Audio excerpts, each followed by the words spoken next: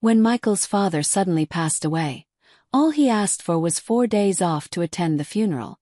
His boss coldly gave him 2. That moment changed everything, and what Michael did next left the entire company on its knees.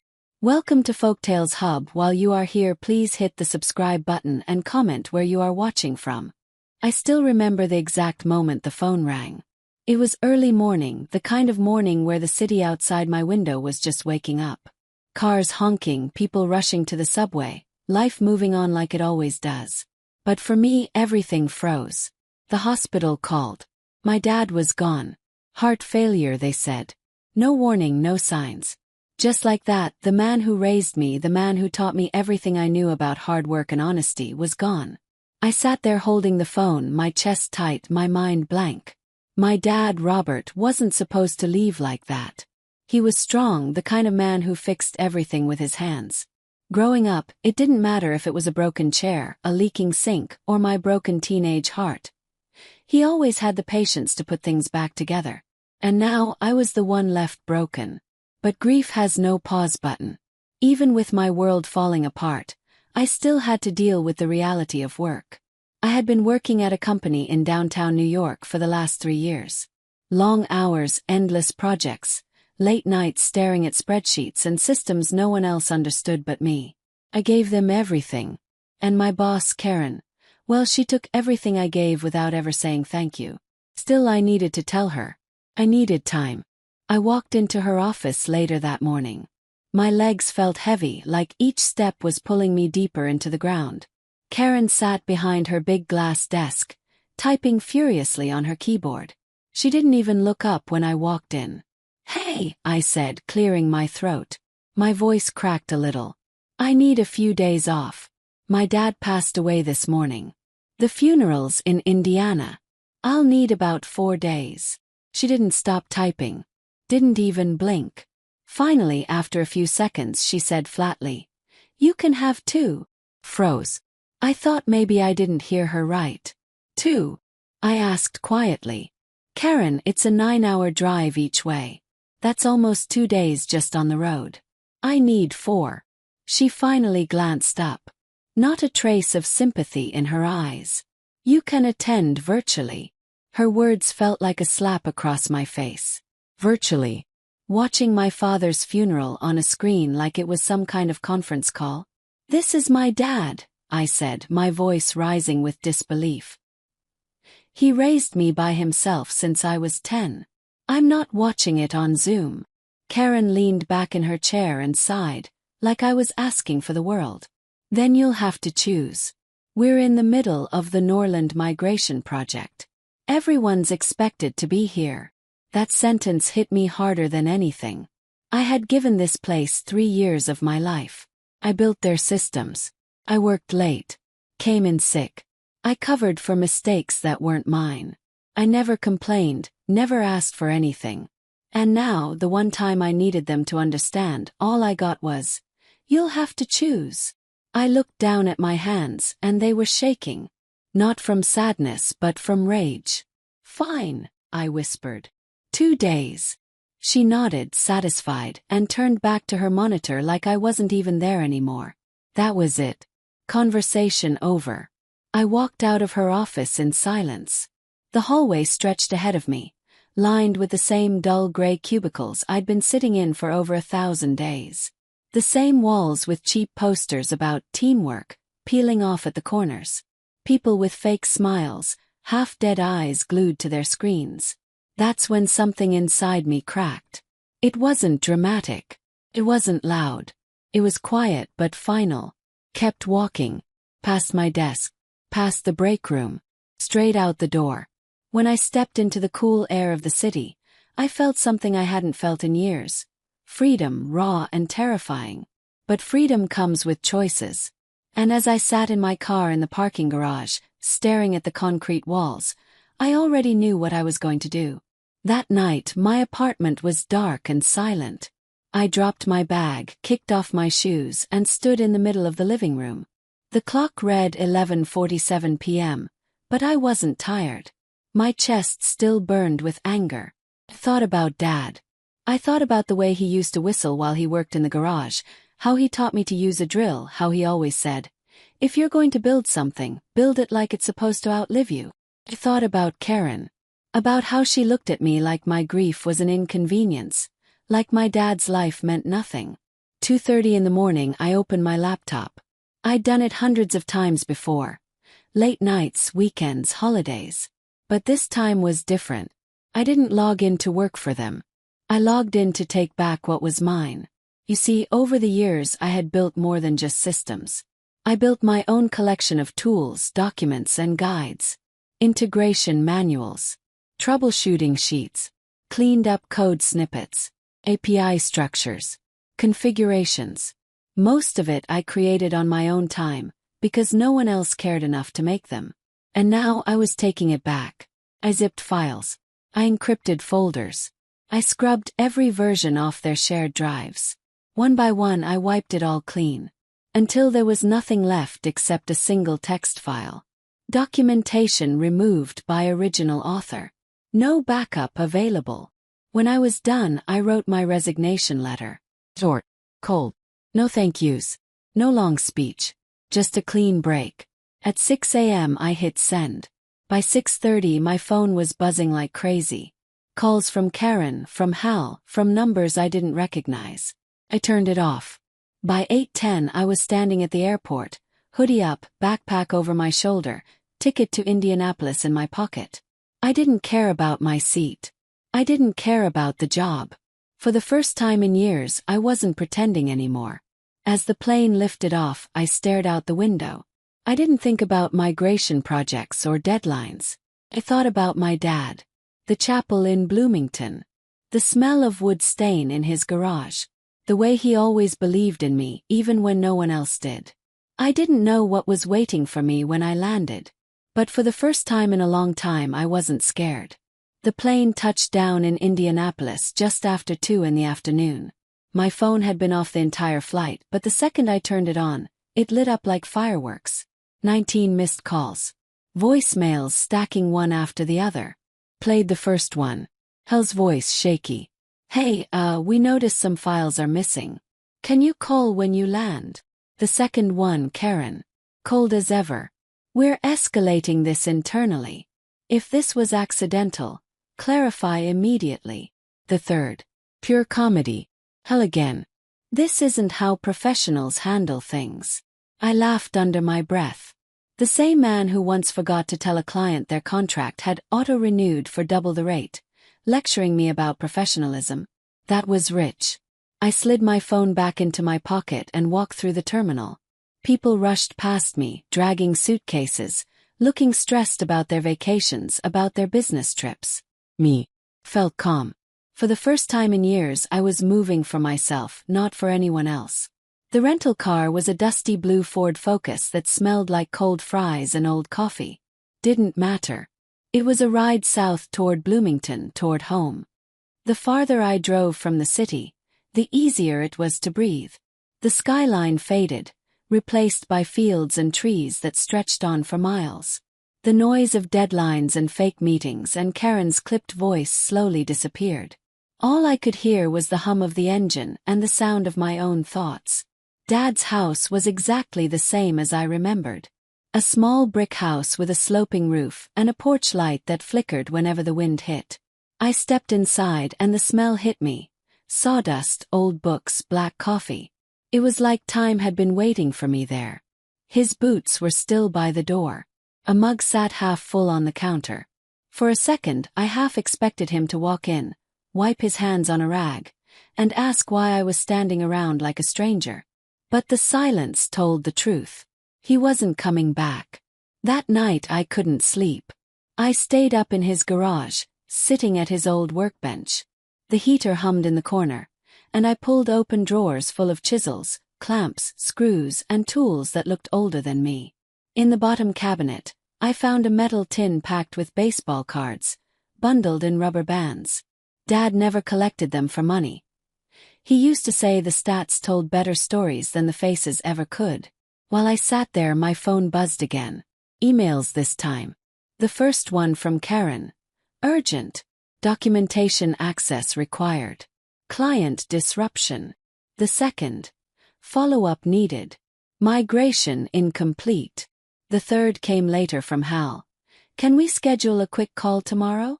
Want to discuss your situation and your father's funeral plans. Funny. Suddenly they remembered my dad existed. I typed one line in reply. Tomorrow at 2 p.m. Eastern Standard Time works. I'll send the invite. Not for their sake. For mine. Because I knew what 2 p.m. meant to them. That was peak migration time. That was their panic hour. The next afternoon, I brewed a pot of coffee in Dad's chipped Mr. Fix-It mug and sat at the kitchen table. The same table where he used to quiz me on multiplication tables before school. At exactly 1:59, I clicked the meeting link. Hal's face popped up first. Red-eyed, tie crooked like he hadn't slept. Karen joined next, hair pinned back so tight it looked painful. And then another face appeared. A woman with glasses, the kind who carried legal written all over her. Hal started, voice slow and forced. First off, we're very sorry about your father. I stared at the screen, said nothing. He glanced at Karen, who jumped in. We need access to your documentation. The migration is falling apart without it. I tilted my head. My documentation. The legal woman spoke up. You built it on company time. It's considered work product. I laughed once, sharp and cold. You mean the scripts I wrote after hours? The guides I built because you wouldn't approve a training budget? The notes I made so I wouldn't get blamed when Hal forgot a meeting? Doesn't change the fact that it's proprietary, she said quickly. No, I said. What it is mine. It doesn't contain any client data, no internal IP. They're tools I built because I was left to sink or swim, and I chose not to drown. Karen leaned forward, her voice tight. Norland's team can't complete the migration. Reporting functions are dead. Clients are asking where their dashboards are. I sipped my coffee. Sounds like a staffing issue. Hal rubbed his forehead. Look, I know you're grieving, but we need a solution here. I have one, I said calmly. I'm not reinstating anything. I'm not coming back. But I'll consult. Karen's eyes narrowed. Excuse me. $300 an hour. 20-hour minimum. Paid up front. I'll walk your team through what they need. Answer questions. Help you land the plane. That's extortion, Karen snapped. Shrug. It's supply and demand. You need it. I have it. Hal shifted uncomfortably. We can't approve that spend without going through finance. Then talk to finance, I said. Because the clock's ticking, and Norland won't wait while you fumble with backups that don't exist. The legal woman stayed quiet, typing. One more thing, I added. I won't be working around your schedule. I'm handling my father's estate this week. Calls are limited to 2 hours per day. You'll get the window I give you. The silence on the call was thick. Karen's face burned red with anger, but Hal was already nodding. Can you send over a formal agreement? I'll send terms, I replied. Once I see the funds, we'll schedule the first call. Hal nodded again like each word cut him. We'll expedite it. The legal woman finally spoke. Please don't delete any additional material. There's nothing left to delete, I said. You're already standing in the crater. Then I ended the call. For the first time since Karen had told me 2 days. I felt calm. Not happy, not smug, just calm. Like I'd finally stopped explaining myself to people who never cared. The next morning I woke early. Put on a wrinkled black button-up shirt that still smelled faintly of Dad's garage. I didn't bother ironing it. He wouldn't have. The chapel was small and simple. The same one we buried Mom in years ago. Same stained glass, same creaky pews. Same carpet that always felt damp no matter the weather. I stood near the front as people filtered in. Old neighbors. Dad's friends from the community college. A few men from the VFW. They weren't dressed fancy, but every single one of them showed up.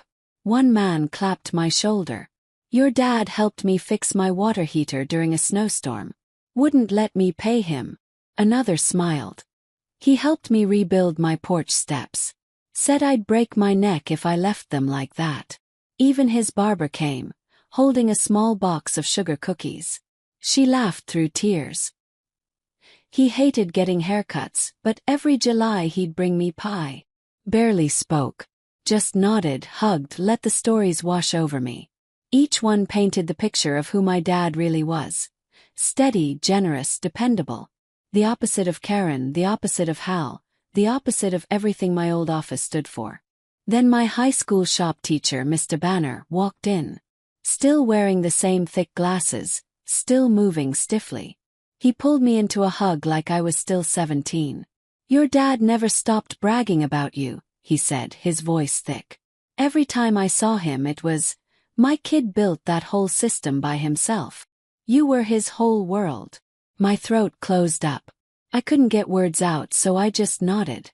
The service itself was short.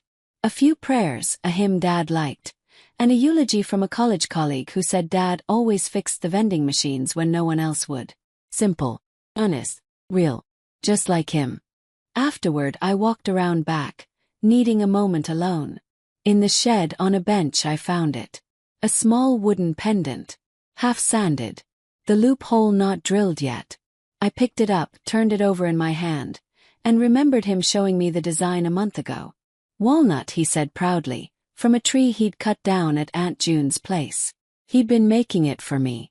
I grabbed some sandpaper. My hands moved steady. Not fast, not careful, just steady. I wasn't trying to be proud or perfect. I just wanted to finish what he started. As I worked, my phone buzzed again in my pocket. I didn't need to look. I knew who it was. I let it buzz. For once, their panic wasn't my problem. The money hit my account 2 days later. A fat wire transfer labeled, "Professional Services." I stared at the number for a while, not because it was a fortune, but because it was the first time in years my worth was measured by what I actually gave, not by what they decided I was worth. Dad would have laughed. He always told me, "Don't sell yourself cheap, son. If you don't know your value, somebody else will tell you, and it'll be less than half what you're worth." I never really believed him until now. The first consulting call was scheduled for Monday at noon. They begged for 9 a.m., but I was busy sorting through Dad's papers at the courthouse. I told them noon was the only option. The silence on the other end was thick, but they agreed. That small win felt bigger than any promotion I'd ever been promised and never received. I set up my dad's old laptop on the kitchen table, cleared away the pile of mail and condolence cards, and poured myself a cup of coffee. When the call started, I didn't dress up. Just a plain gray t-shirt. No pretense. No need. Hal's face filled the screen first. He looked worse than before. His collar was bent, hair messy, eyes bloodshot. Karen appeared next, lips pressed tight, makeup hiding the bags under her eyes but not the exhaustion in her voice. And behind them was a panel of unfamiliar faces. Junior admins, project leads, people who clearly had been shoved into this call against their will. "Let's get started," I said, calm even. "Show me what you have." A young admin shared her screen. The dashboard opened. Or tried to. A spinning wheel turned for nearly a minute before an error popped up. Karen's jaw clenched. "This is what we've been dealing with. Norland's team is threatening penalties." I leaned back in my chair. "Okay. What backups do you have?" The admin's voice was small. We can't find the last full backup. Only fragments." I nodded slowly. "So you're trying to run a live migration with no reliable rollback. Who signed off on that?" No one spoke. Hal cleared his throat. "The plan was approved based on your documentation. That's why we need." Cut him off. "No. The plan was approved because you wanted to rush it. My documentation told you how, step by step. But if you ignore the cautions I flagged, you don't get to say my work failed. This is on you." Silence again. You could almost hear the interns holding their breath. I stood and refilled my coffee while the admin fumbled through more errors. "You're looking at weeks of cleanup," I said finally. "Maybe months. But I'll walk you through the triage." For the next hour I guided them. Not gently, not with the endless patience I used to fake in meetings, but directly, bluntly. "Check that log. No, not that one, the one I told you about 3 minutes ago. You need permissions here. Who's the owner? Okay, then escalate. Every so often, Karen would jump in, trying to wrestle control back. We don't need to revisit blame. Wasn't blaming, I interrupted. Just stating facts. Her face burned. I almost smiled. By the end of the session, they had managed a partial restoration. Enough to stabilize reporting for one client. Not a victory, not even close, but at least the bleeding slowed. Hal exhaled like he'd just run a marathon. We'll need another session tomorrow. No, I said. Next slot's Thursday. I already told you. I'm not working around your clock. Karen's voice snapped. Michael, this is unacceptable. Karen, I said, leaning closer to the camera. What's unacceptable is you thinking my time is still yours to command. It's not. You get me when I say, or you get nothing. Her face tightened, but Hal spoke first. Thursday works. I ended the call. Afterward, I sat there for a long time, staring at the laptop screen, at the reflection of my own tired face. It wasn't joy I felt. Not pride. Something heavier. A strange mix of sadness and release. 4 years, I'd carried the weight of keeping things afloat, invisible and unpaid. Now they were finally drowning in the water I used to hold back, and I wasn't lifting a finger unless it was on my terms. That night, I sat in Dad's garage again. The pendant I'd sanded rested on the bench, smooth now, edges soft. I drilled the loophole with his old hand drill, careful, steady. When the bit punched through the wood, I sat back and let out a long breath. Finished. I threaded a simple leather cord through the hole and tied it. Wore it around my neck. Not because it was perfect, it wasn't, but because it was his, and now it was ours. The next morning my phone buzzed nonstop. Voicemails, texts, emails. All urgent. All screaming about things on fire. I ignored most of them. Spent the day at the county office, filling out forms, sorting the deed to Dad's house, transferring utilities. Grown-up tasks no one ever teaches you until you're sitting at a folding table under flickering fluorescent lights with a stack of paperwork and no parent left to ask. When I came home, I microwaved some leftover casserole a neighbor had dropped off and ate it at the counter. The food tasted like cardboard, but the gesture warmed me. People cared. Real people. Not the kind who only call when they need a password reset. Thursday came fast. The second session started the same way. Faces tired, voices tense. They'd been spinning their wheels all week, waiting for me. Okay, I said. Share screens. Let's see the mess. It was worse than before. They'd tried patching something they didn't understand, and now half the permissions were scrambled. Who changed this config? Yes. Silence. Come on, I pressed. Someone did. Who? Finally, a young guy admitted. Karen told me to. Her face hardened. I told you to attempt to fix, not. I laughed. Loud. A sharp sound that startled even me. Karen, you're still giving orders on things you don't understand. That's the problem. That's always been the problem. Hal jumped in, voice low. Can we focus on solutions, please? Fine, I said. Here's your solution. Stop letting people who've never touched a wrench drive the bus. Either you let the admins do their jobs, or you'll spend the rest of this quarter apologizing to clients. The admin nodded quickly. Karen said nothing. For 3 hours I guided them. Step by step. Undoing mistakes. Restoring systems. Each time they tried to shortcut, I stopped them. No. Do it the right way. Or don't bother. By the end, they had reporting back online for 2 more clients. Still fragile, still shaky, but working. Progress, Hal said weakly. Temporary, I corrected. If you don't build proper backups, if you don't train your team, this will happen again. And next time I won't pick up the call. The silence hit harder this time. They knew I meant it. After the call, I closed the laptop and sat in Dad's recliner, pendant warm against my chest. I thought about all the times he fixed something no one else wanted to deal with. A broken fence, a leaky faucet, a squeaky door, and how he never asked for applause. He just did it. Quiet, steady, like the world made more sense when things were working. That night I dreamed of him. Not clearly, not like a movie. Just flashes. His hands on the steering wheel, tapping to the rhythm of an old country song. His laugh low and easy. The way he'd nudge my shoulder when I overthought things and say, "Simple, son. Just keep it simple."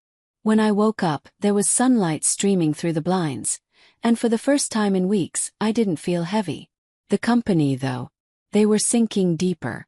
And I knew section by section, call by call, they were starting to realize something. They hadn't just lost an employee. They'd lost the only person who cared enough to hold the whole damn place together. And no amount of money was going to buy that back. By the third week, they were unraveling. Emails flooded in daily. Some begging, some threatening, some just plain nonsense. One came from an executive I'd never even met, full of legal jargon and veiled warnings about failure to cooperate. Another from a junior analyst, short, panicked. "Please don't quit. We can't do this without you." I didn't reply to either. Instead, I sat on the porch of my dad's house, watching the late spring rain fall across the yard. The world smelled of wet earth and grass, and for the first time in years, I wasn't choking on recycled office air. The quiet felt like medicine. When Thursday's session rolled around, I opened the laptop and stared at the screen of hollow, desperate faces. Hal's tie was gone, his shirt collar open. Karen looked like she hadn't slept in days. Her hair unpinned, her sharpness dulled. Even the legal woman had vanished. "All right," I said, voice steady. "Show me what's broken today." The admin shared their screen. Error messages bloomed across the dashboard like weeds. Reporting modules collapsed. Permissions scrambled again. Even worse than last week. Decide. "What did you change this time?" Hal spoke, voice raw. "We didn't change anything. It just fell apart." I leaned forward. No system falls apart on its own. Someone touched it. Karen finally snapped. "Fine. I told them to try a workaround. We didn't have time to wait for you." I laughed. It wasn't kind. "And how'd that work out?" Her face burned red. But this time no one defended her. The admins looked away, embarrassed. Hal stayed silent. I tapped the table with one finger, slow and deliberate. "This is the hole you dug for yourselves. I gave you structure, documentation, warnings. You threw it all out because you thought speed mattered more than stability. Well, here you are, fast but broken." Karen's lips trembled. She opened her mouth, then closed it. For the first time, she had nothing to throw back at me. For the next 2 hours, I walked them through repairs. Not teaching this time, not patiently explaining. Just commands. Click here. Reset that. Check the log. Copy that line. By the end, they had a skeleton of functionality. Fragile. Brittle. Like patching a dam with tape. Hal exhaled. "At least it's something." "It's temporary," I said again. "You keep ignoring root causes, you'll be here next month, next quarter, next year." He nodded.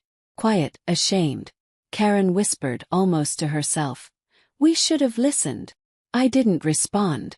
There was nothing left to say. After the call, I closed the laptop and sat still, pendant warm against my chest. The rain outside slowed, the clouds thinning into pale gray.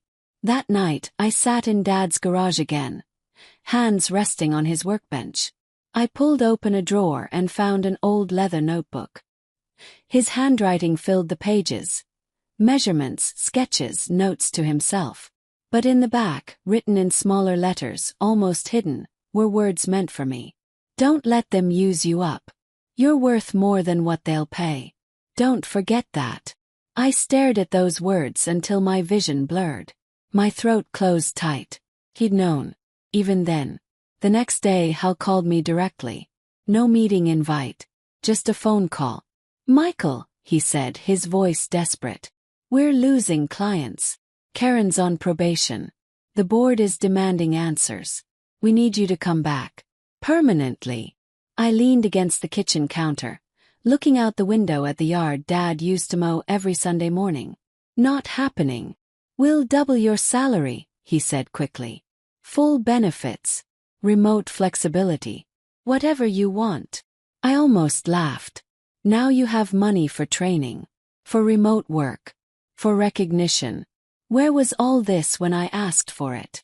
Michael, please. Without you, the company. Hal, I cut in, voice sharp. The company never cared about me.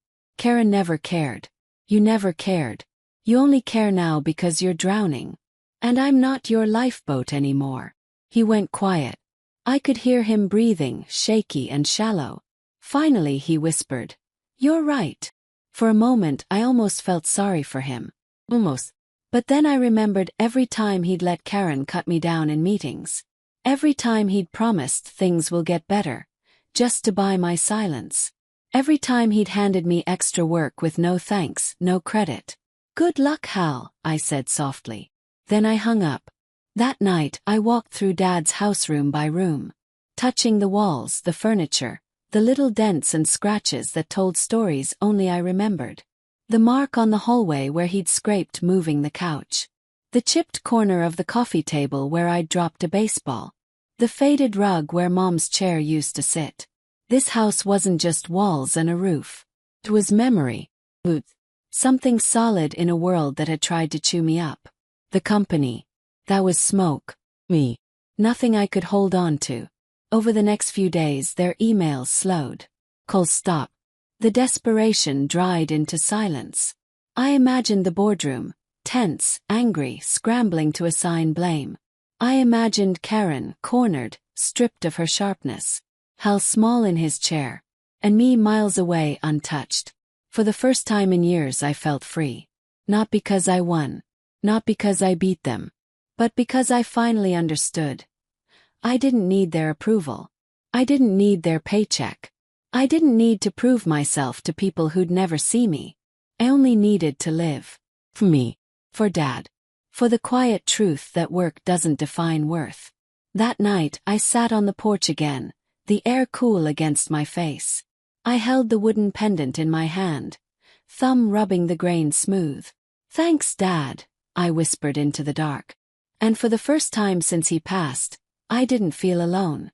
Weeks passed, and the storm that had once raged around me finally grew quiet.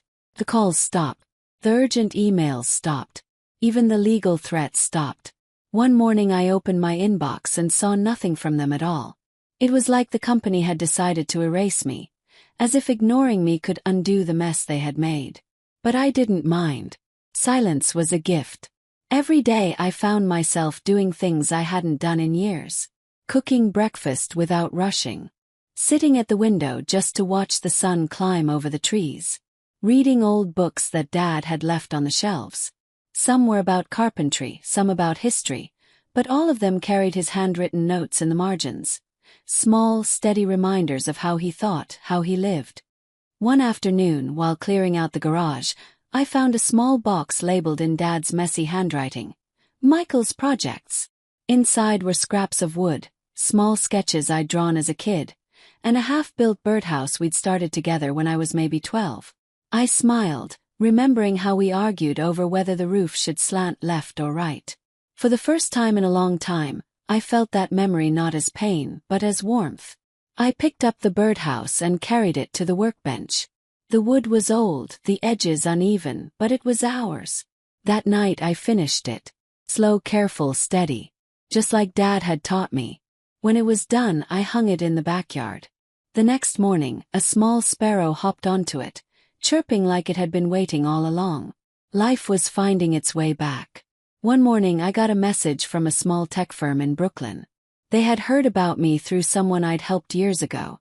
They weren't offering millions or grand titles.